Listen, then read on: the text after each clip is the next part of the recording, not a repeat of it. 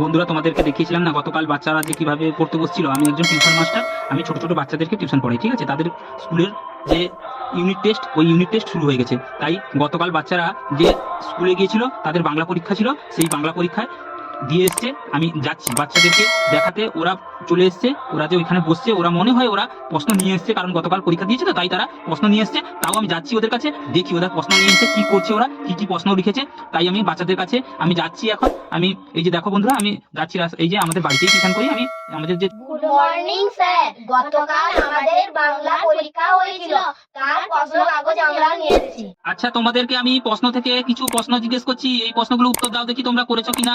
তোমরা দেখতে পেয়েছো, প্রথমে দিয়েছে সঠিক প্রশ্নের উত্তর দাও। বড় দেখি তোমরা থুরথুরে শব্দের অর্থ কি লিখেছো। নড়বড়ে, হাবুর পোষা পায়রার সংখ্যা কত আছে। 150, বুনো হাঁসের দল বলছে কাকা না গাগা না কুকুর। গাগা। এতুয়া শব্দের অর্থ কি লিখেছো। রবিবার, আচ্ছাদন শব্দটিকে ভাঙলে কি হয়। আজ যুক্ত সাধন, বাক্যের মধ্যে কর্ম না থাকলে কি লিখেছো, তাকে কি বলে। অকর্মক্রিয়া।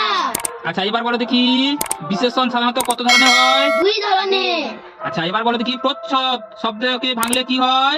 যুক্ত ছদ। আচ্ছা, তারপর বলেছে না অতি সংক্ষিপ্ত প্রশ্নের উত্তর দাও। এবার বলো দেখি জোয়ানদের ঘাঁটি কোথায় ছিল। জওয়ানদের ঘাঁটি ছিল লাদাখের এক নির্জন জায়গায়।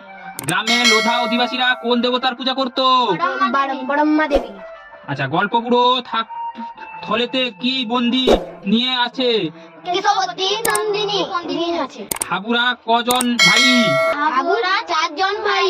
ব্যঞ্জন সন্ধি করেছো সবাই। হ্যাঁ আচ্ছা, স্বরসন্ধি ধ্বনিযুক্ত সরলোপ এগুলো সব করেছো। হ্যাঁ আচ্ছা, সমাপিকা ক্রিয়াও করেছো তো, কাকে বলে। হ্যাঁ। আচ্ছা ঠিক আছে, এটাতে বলেছি না।